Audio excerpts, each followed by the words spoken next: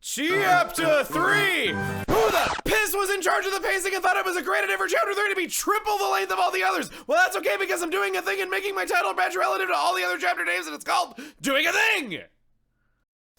We begin our arduous trek in Leaf Litter Path. We enter, we use a trumpet on a tree stumpet, we get a funny scene with Wiggler. Hey, you're right! Why was Wiggler sleeping in a place like this? Oh yes, it was because Wiggler filled up on leaves and got super sleepy. Wiggler hasn't eaten that much in a long time. Lately, this forest has been covered in icky, goopy poison. Wiggler's favorite leaves also got covered in icky, goopy poison, and so Wiggler couldn't eat them anymore. So Wiggler came all the way to the forest entrance looking for clean leaves to nibble. Wiggler, go! Here Wiggler is. Wiggler is always alone, so Wiggler is happy to have friends come for a visit. Oh, but from here onward it is always dark. Yes, even during the daytime. This is because of all the poison, so Wiggler says, watch your step.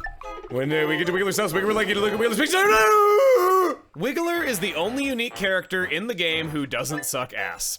Still not allowed to have a name, though. This place has a nice style, but that's about it. It's over quickly. You know what isn't over quickly? World 3. We went from 5 levels in World 1 to 5 levels in World 2 to 12 in World 3? Who approved this? There's poor pacing and there's making a chapter 2.5 times the length of all the others. I'm as baffled as the Bafflewood, our next level. This place is the Lost Woods. You're supposed to mark the correct path with a sticker once you know it. Any sticker will do. The final room is a 5-way junction.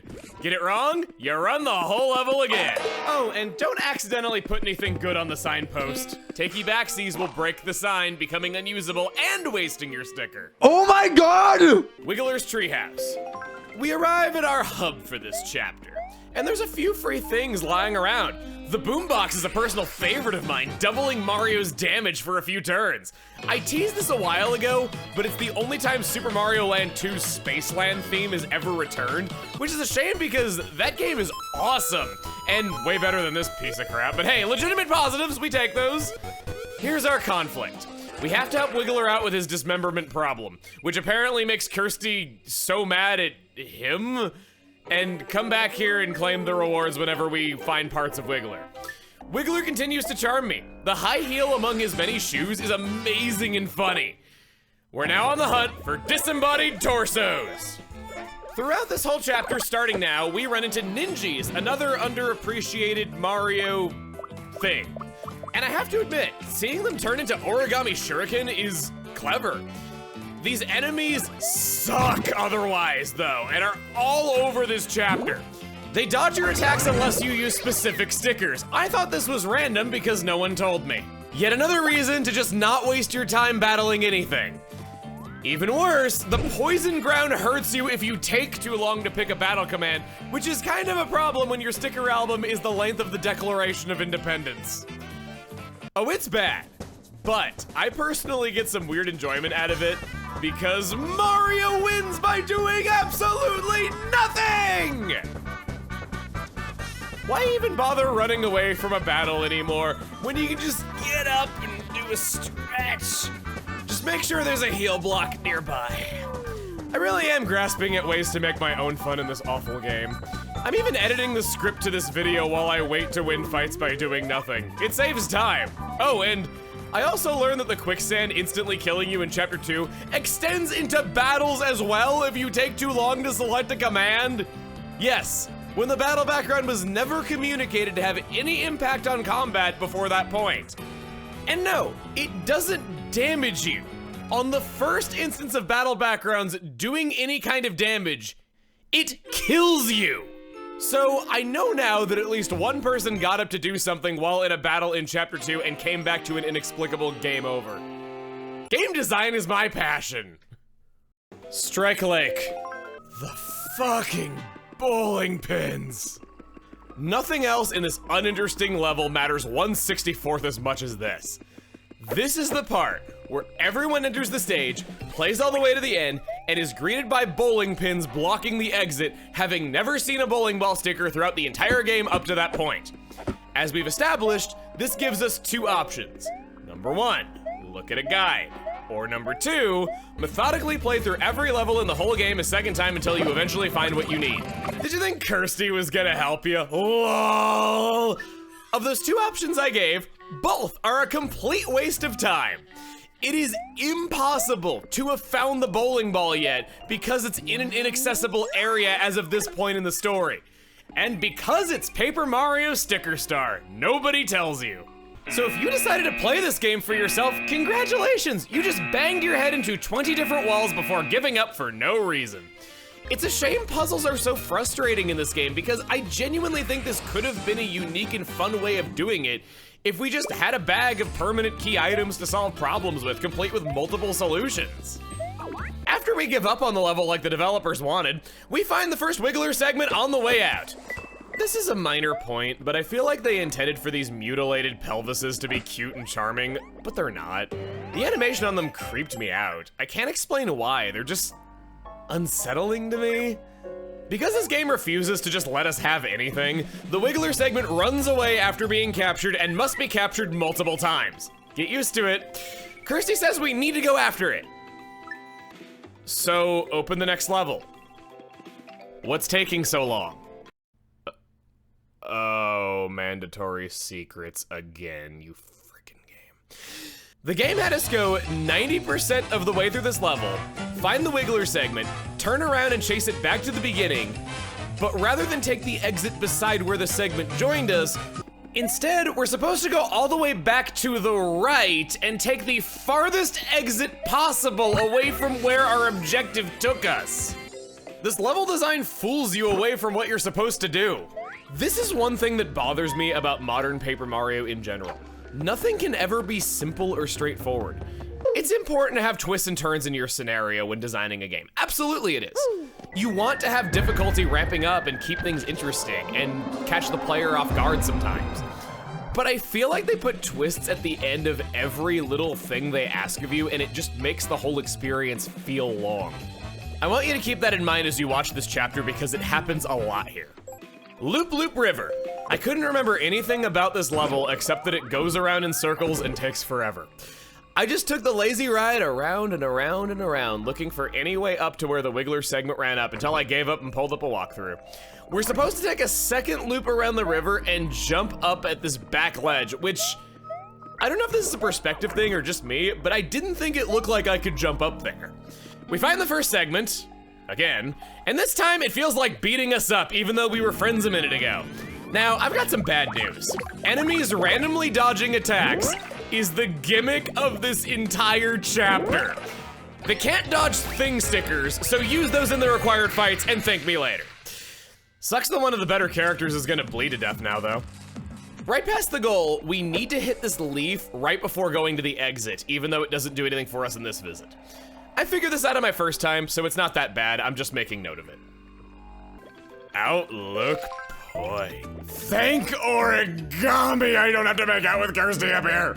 This level is purely a shop that introduces us to secret doors. They're a sticker that makes tangible all those door outlines visible in levels. There's some other useful stickers available for sale, but do we look like we care? We skip combat like a real man. The secret door stickers are pretty big, and you'll want to carry a few with you because they hide things and HP parts behind them. And yep, some are required. And because anything could be in any level, in order to get them all, you're playing every level a second time. Key of which I want to point out in 1.6 is the squirt gun that I've teased. It's basically a win button as long as you're good at button mashing. Thought I'd let you know. It can make your playthrough a lot less painful and is a pretty fun item like I've said. Using a secret door in battle is a guaranteed runaway, making it technically the most overpowered sticker in the game, and the most fun to use.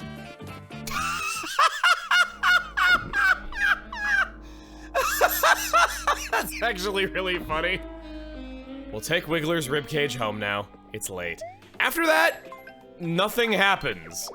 So, not only is chapter 3 over double the length of all the other chapters, they make us replay stages on top of that. We need to go back to Loop Loop River and get that scrap up on that ledge that we couldn't grab before. I found myself lost yet again, and so for the second time this stage, I gave up and looked up a walkthrough. The answer was required invisible coin blocks. Once we make it where few YouTube playthroughs have ever gone before, we pick up a tree stump and we use it to open up the next branch in the forest. Russell Burrow.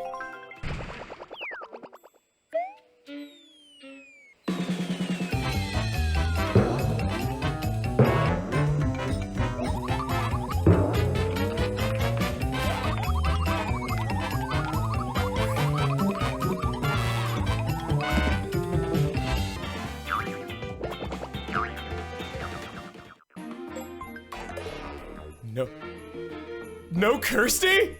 Yippee! Best level! Nothing can top this creative genius! You shouldn't have. We gotta sneak around and get our stuff back. Yes, Kirsty, you count as stuff. Kirsty sucks. She stinks. She stucks like a sticker. Like, wow, this is a horribly botched character. Has anyone ever seriously been helped by this loser? She's supposed to give the player hints, yet she pretty much always just says the weather's nice on every screen. And when the puzzles are so obtuse and the inventory discourages you from carrying too much stuff, this is an especially dreadful game to include a help feature that doesn't do anything. A way to make everything less frustrating is right there with Mario at all times. They just chose not to utilize it because, lol, isn't Kirsty bitching funnier? I would call Kirsty a ringer for the most useless party member I've ever seen in a video game. There's always that one weak character that no one uses, but at least even then, that character is usually required for a few moments or can do a move that could theoretically win you a fight. Kirsty has never helped me one bit towards succeeding at anything and might as well not even be there. That door you can't get past to begin chapter 2 without a poison mushroom, she says, "Where's this desert supposed to be? Think it's on the other side?" No! That whole maze in chapter 2, here are the only 2 hints that she can say in that level. These are ruins, right? So there's gotta be at least one treasure. Do you think it could be hidden in a coffin? And this is a total maze. Make sure you remember which way we came, okay? I need to amend something I said in part 2. Regarding my story about Damp Oasis, I got a few comments telling me, dude, Kirsty tells you to use the vacuum sticker and it's in Surfshine Harbor. You should have used the hints. But I knew I used Kirsty and she didn't help.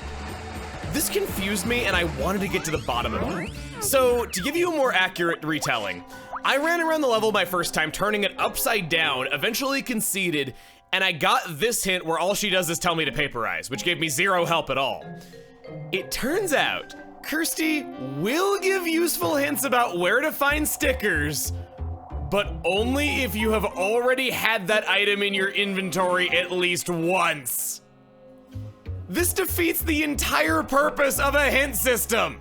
She wouldn't give me a hint on the bowling pins no matter what I did because I didn't have the bowling ball already. And this was consistent across every puzzle in chapter 3 that I tested. So even if your sticker album pleased Kirsty enough to give you a useful hint once, she probably won't do it again. Dude, this is more work to program it this way than just having her tell me what I need to do. Maybe she does give a useful hint at least some point in the game, but I was specifically looking for a single instance in this chapter and I couldn't find it. I think an extreme majority of players found her useless even if they gave her a chance. Plus, how was I supposed to know any of this was how Kirsty worked? There was nothing else in that screen besides that tornado. I got text that was worded as advice. It's reasonable to assume she wasn't going to say anything else. She sucks at giving hints, but is she really that much more annoying than Fi? Yes. Yes, she is. Her character sucks too. In fact, that's the big thing I want to focus on in this chapter. The characters suck, and Kirsty is the worst of them all. We get a bit more lore about Kirsty in this level, or rather we would have, but they obscured the text with the foreground because potatoes. I had to check a hacker's research to get her wondrous dialogue. Wake up! Wake up now! Oh, come on! Wake up! I've had it! Why does stuff like this always happen to me? Hey, are you gonna keep me waiting here forever? You listen to me. When Mario shows up, and he will, he's gonna tear all of you guys to pieces. Mario, you're really taking your time. Where are you? What are you doing? Damsel in distress over here. Hello? Don't you think you've kept me waiting a little too long? You didn't go home, did you? Was it something I said? What am I gonna do? Losing the royal stickers is all my fault. Even though it isn't, so you're just pity-mongering. Ah! I can't go back to the sticker star like this. Oh, why me? Why this? Why now? I wanna cry. Wait, I am crying. Stupid crying. She's unlikable.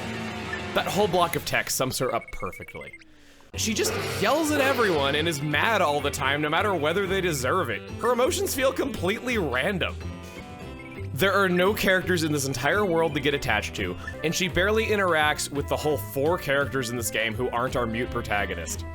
She has no one to bounce off of. She's an even flatter character than the paper she's printed on. I feel like the writing in Sticker Star is brilliant, charming, and funny when the characters do things. But the game consistently chooses to do nothing with its characters even though it's long and there's all the screen time in the world. I have to admit, there is exactly one moment where Kirsty is a good character, and it's a tutorial that you can skip. Wouldn't you be able to mop up these guys faster if you could use more than one sticker at a time? No! Really? No kidding? You really think that? Either you're nuts or you're just messing around. No! No one's gonna think less of you if you want an advantage. No, come on, more stickers at once. No! You are lying! I mean, come on, are you afraid of more than one sticker at a time? Yes! You know what? Forget you. Here, pick one of these answers so we can move on. Yes or yeah? I want to clarify that I can still like a game even if the story sucks. Plenty of games I like have simple plots, or moments where everyone acts like idiots, but it's held together by a wonderful cast of characters, or stuff just being plain funny. It's sort of hard to even consider Kirsty a canon character when there's barely any moments to recall where she wasn't obnoxious or unnecessarily yelling at someone. Our silent protagonist just doesn't work when they only interact with one character. This one character just yells at him all the time, but he can't do anything back. I might like the story just fine if our main duo was fun, but they're not. Also, yeah, back to this level. Scuttlebug, your design is horrible and hasn't been good since Mario 64. Yeah, I said it. Eat my star. Oh no, what are you gonna do? Cry to your boss? Oh no, it's Big Scuttlebug! I'm sure I'll have no trouble remembering this character next week.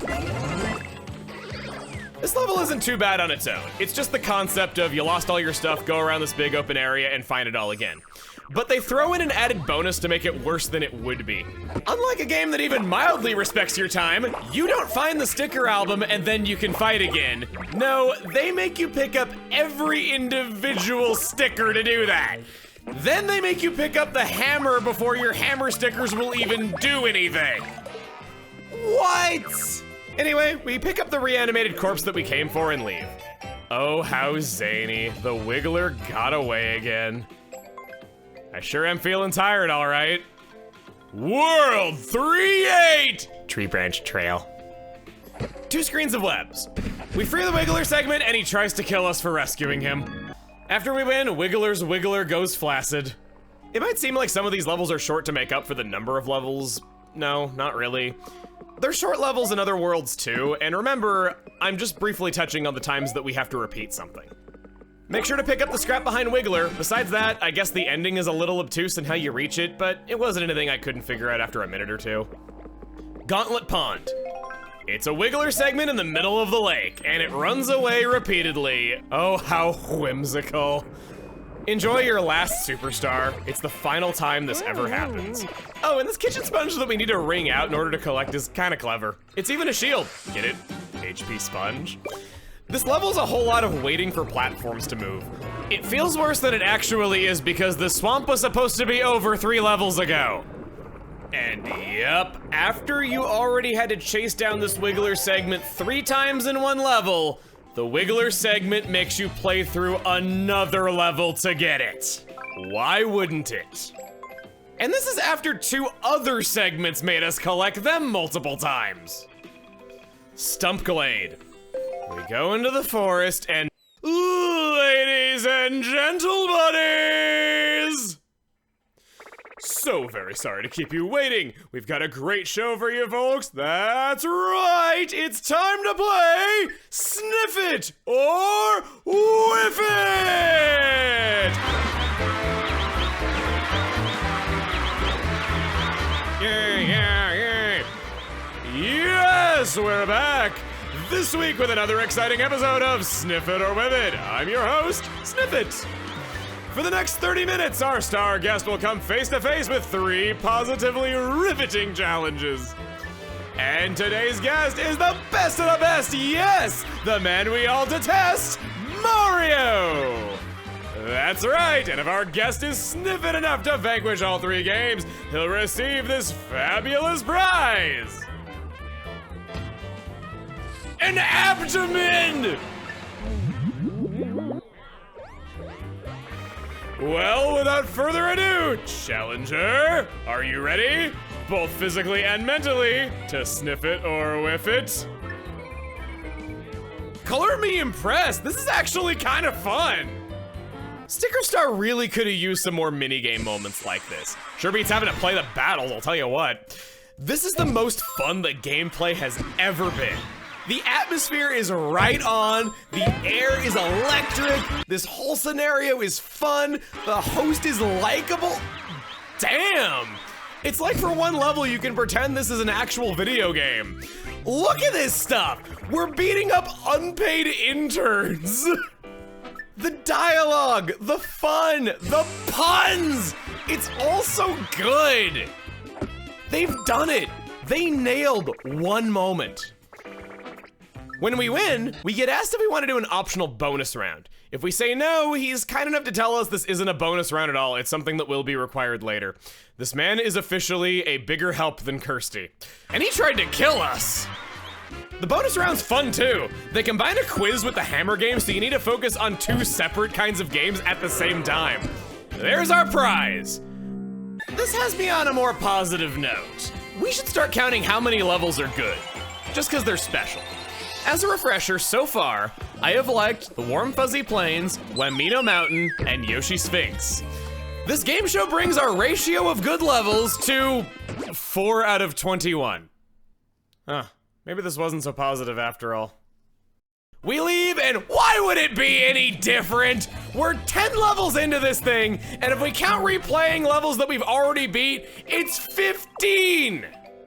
We must go back through the Bafflewood and find the segment on a different pathway than the required path we marked earlier, ending in the same boss fight for the 3rd time. You'd better look sorry. At the end of this place, at long last, like an idol spoken of by the gods, the bowling ball! We return Wiggler's 3rd segment, and he tells us that he still needs more organs to live. Greedy bastard. Well, only one level we haven't found an exit to, so it's gotta be Strike Lake. This is what we've been waiting for. Finally, we use the bowling ball. Roll it down the lane. I sure hope you return all the Wiggler segments, otherwise he wastes this attempt out of nowhere and you're playing this level again now too! After all that time. So if you were like me and gave this puzzle an honest try, you 100% ended up frustrated because it was impossible on your first visit. And when you can finally clear it, they pull this crap. How were you supposed to see that coming? Were they trying to make the most frustrating experience possible? Seriously, maybe they knew. How could they not? This doesn't feel incompetent, this feels malicious. Like they didn't want people to have fun with their game that they spent years of their life making. Luckily for us, this time around, I went through this place in an order that didn't allow this to happen, so it won't happen to you if you're playing along. But still, the fact that this is even a possible thing that can happen. It's yet another time they pretend the game encourages exploration and then punish you for it unless you explore the game in one specific order. In a rare moment of kindness, they return our bowling ball after the puzzle. Remember that part for later, cause it's gonna bite this game in the ass to be nice to me. Holy thicket! We're seriously still going. This chapter isn't ending for a while. This place is just tape, the level. You pull tape off of stuff, you're looking for a missing piece of tape that you can stick to something and then tear it off to open it. However that works. Ah! Okay, that's really funny. Wow, he's stuck inside the wall. But it's a pretty clever level and it doesn't go on too long. Or that's what I would say, but the regular exit didn't lead us to the segment the bloopers floated off with, so back in we go to find a required secret exit. Just gotta find the secret hole that blends in with a puddle, and then find another one. White Cat Beach. Hi Luigi, bye Luigi. Yeah, I'm learning to cope. We find the Wiggler segment and he looks like this. Guess that confirms this is the severed anus. Makes sense why it's been such an ass to us. Just when you thought World 3 was too long, psych! We get a fake out ending. We need to find a way to that island. This chapter just doesn't end. And it's worse than normal because bad games feel longer than they already are. Sticker Star is too long. They pad out every tiny task when they already aren't fun. So it feels like 50 hours instead of 25. But the good news is, we're so close. We just gotta go to Surfshine Harbor and wrap this up. Toad, I don't blame you. I wouldn't let a dirty anus on my dinghy. The Wiggler segment goes back with us at long last. This is a minor annoyance, but they put a poison puddle under the heart block, which just looks like a shadow, so you get hurt from trying to heal here. After we miss the boat, we perform surgery on Wiggler while he's still conscious. I call it payback for the way his anus treated us. But oh no, the forest is poisoned. Wiggler is going to help us get to the source of this problem. I care more about this. Starting now, Wiggler will have a diary in his house. What's kind of cool is that they gave a damn about Wiggler's character enough to make these diary entries tell a little story. It's pretty cute and feels nice. This is the only story we have come across so far, and it's the only permanently missable thing in Paper Mario Sticker Star. To have the privilege of viewing the story of Chapter 3, you have to, 1, not immediately return the segments of Wiggler's body after you get them back. 2, bring a segment to 3-2 before returning it, walk all the way to the end with it, and walk through the dandelion to make the seed scatter. 3, bring a segment to World 3-6, stand on the scenic overlook. 4, bring the segment to the poison hot springs in 3-8. Aw, how wholesome. I drowned him in toxic waste. 5, bring a segment to 3-10, play the game show again with the segment in the audience. I'd like to add this level rewarded you with a segment, which in turn ran away from you, went to another level, and then prompted you to return home, only for you to go back and replay the level that you just played in order to get it. The last page will always happen at Surfshine Harbor no matter what, doesn't matter. And as always, nothing in the game tells you any of this exists. It's like they're ashamed of telling a good story and wanted to hide it. And now, for White Cat Beach. We're ready to take the SS Wiggler to the island. Guess the water was only a foot deep. The way the water looks in this game is phenomenally good. This might be the best looking water in this series ever. And yeah, I saw Autumn Mountain. I mean that. It's that good. Pretty basic level. I'm into anything that allows us to easily dodge the fights. There's some weirdly homing tentacles that can be tough to avoid, but as long as you don't get me into a battle when you touch me, you can beat me up all you like. As we make our way through, I want to tell you that we just met our final new character in this entire game. Poison Blooper. Yeah, that's it. That's Kirsty, the Hieroglyph Koopas and Goombas, Mariachi Guy, and Poison Blooper. They created 5 character designs for an entire game. That's 0 new characters introduced in Worlds 1, 4, 5, and 6. This would be pitiful and unacceptable even for a low-budget indie game. Heck, I've seen more effort out of fan games. Oh wait, they did design more characters. Yeah, they removed all of those before release and we only know about them from pre-release screenshots. Everything else is verbatim a reused character design from the originals or a standard Mario enemy. Plus, Kirsty is just Rosalina's crown with eyes. I know simplicity is good design, but this feels so creatively empty when combined with all the other things that fell short. It makes the world feel small and without an identity of its own. New enemies, even minor clever alterations on existing designs, go a long way to making a world feel creative and memorable and believable. Everyone knows that one frustration that every character is a generic nameless toad. I could sit here and compare it to previous games to illustrate why this is a terrible idea, but that's been done to death already, and I think we're all on the same page about it. So here's a new one. You run into generic toads that look identical to all the others, have no name, but reference previous events and are clearly the same people from earlier scenes that we're meant to grow attached to. No writer has ever thought this was a good idea. Heck, the head writer apparently hated this. Having to work under these restrictions sounds like a hell. Have you ever seen a TV show where everyone but the main character is a generic nameless human? Have you ever read a book where the author doesn't bother to explain how a character's appearance is distinct from the others in the story? I think this might be the only video game I've ever played where I can't name a favorite character. It's hard to think of a one. I guess Wiggler, but I feel like that's purely because he's the most distinct thing that talks and has no competition. I mean, who else am I gonna say? Kirsty? There was, oh wait, the red toad who had a flower garden? The purple toad who says stay perky? It's difficult to even describe a character that I enjoy. There's no good reason that it has to be this way. And yes, it's a big problem when Paper Mario even now prides itself on trying to have witty writing.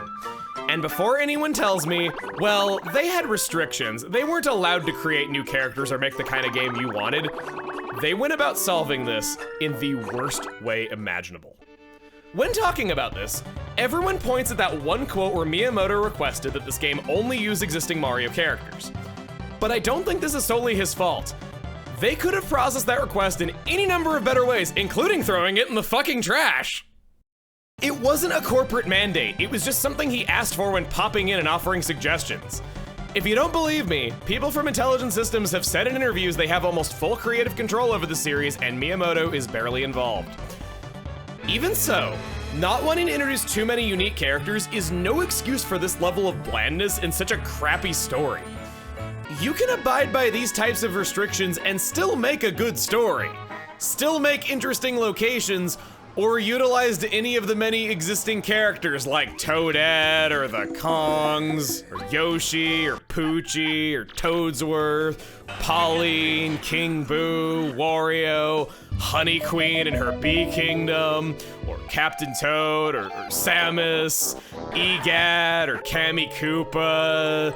Since Super Paper Mario's release, Nintendo had created beloved icons like Rosalina and respectable side characters like Lumas, or if we're talking later in the timeline, characters like Plessie or Nabbit.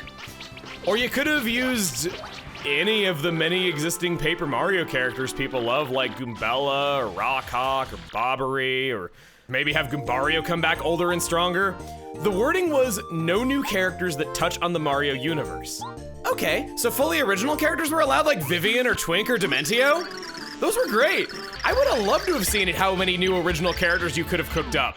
Or, you know, they could have let Bowser say literally anything. What about races like Piantas? They'd been featured in Paper Mario before. The dev team went about this request in the most thoughtless, low-effort, uncreative way under the sun and pretended the existing material never existed. You have all this awesome material at your disposal, but nah, man, Goombas, Koopas, and Toads, that's enough. This tiny cast of characters isn't even indicative of what Mario is typically like. There's so many awesome characters across all of the games. Even games like New Super Mario Bros. That are heavily criticized for lack of originality still feature a handful of new enemies designed around new abilities or settings or interact with Mario in interesting ways. Of course we want to see the old characters again. It would be nice to know what they're up to these days rather than just Nintendo sticking their fingers in their ears and saying, there is no 1,000-year door in Ba Sing Se. This is such a big deal to me, I want to extend this point into later games in the series for a moment. Why is this whole war on having characters so arbitrary? Mario Kart was allowed to play with existing character designs since Sticker Star released. Mario and Luigi was allowed to make new characters. The Mario movie was allowed to make new characters. The crossover with the damn Rabbids was allowed to make new characters. And that was made by a third party outside of Nintendo. Odyssey was allowed to put in a fucking T-Rex and a Skyrim dragon.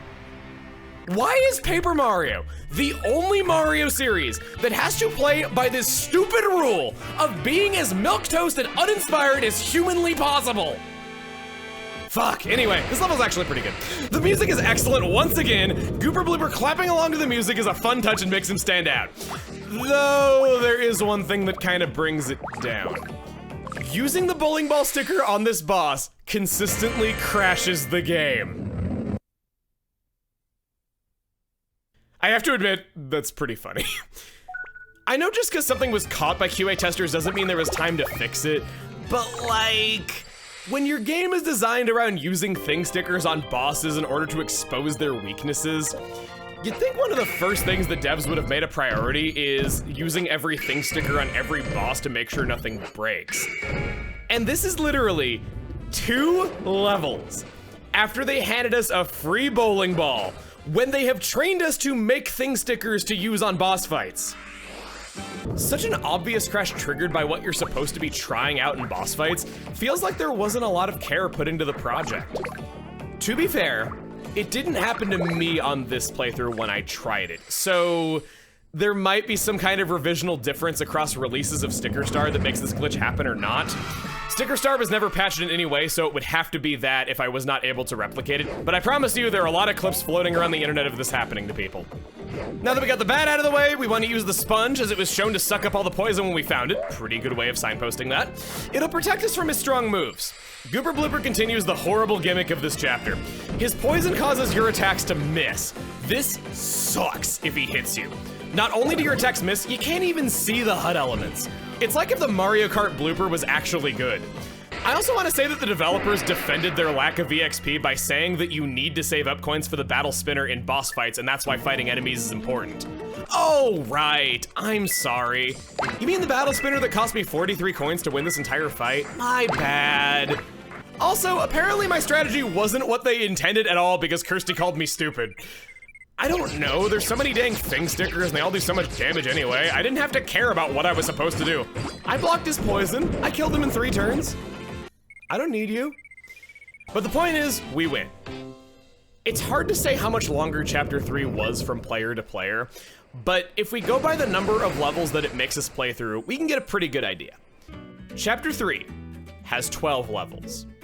One is mostly a store, but there's required cutscenes there, and it's the hub for the secret door quest, which is required and we'll be revisiting all throughout the adventure. You spend more time with these secret doors than on any one level, so I think it counts. There are a total of 16 level exits. Then there's the time to make you play the Bafflewood again to get a Wiggler segment, so that bumps us up to 17. I think it's also fair to count that one level where the Wiggler segment leads you away from the exit and you probably will have to run through it again, so 18. Then we have our fruitless visits to Whitecap Beach and Surfshine Harbor, also we can return and put Wiggler back together again, which I think constitutes as the 19th level because that's a lot of steps for the final level to unlock. I won't count these, but it's worth mentioning that if you want the journal entries, you're replaying Sniff It or Whiff It. Then if your bowling ball got kicked away, you're replaying that level now too. I wanted to figure out how much of this game is spent in Chapter 3. So for the Worlds Beyond, I will follow the same rules and cut out anything that isn't a mandatory shop or a glorified cutscene level. In total, World 1 is 5 levels, World 2 is 6 levels, World 3 is 19 levels, World 4 is 5 levels, World 5 is 7 levels, World 6 is 2 levels. This means you run around in this damn swamp for 43% of this game! Without a doubt, this was the most excruciating chapter to play through. And you saw how god-awful Chapter 2 was already. On my first playthrough, and when getting footage for this, I would sit down thinking, this is it, I'm gonna get through it this time. And then they would just pull 3 more repeats of levels I already beat, and I'd only get slightly further toward the end. Chapter 3 overstays its welcome. It's exhausting to get through, and it's a shame that this black cloud had to sour a decent character like Wiggler and some rare amazing moments in this game. But that's okay. We're done. It's over. I never have to play this thing again. And the best part?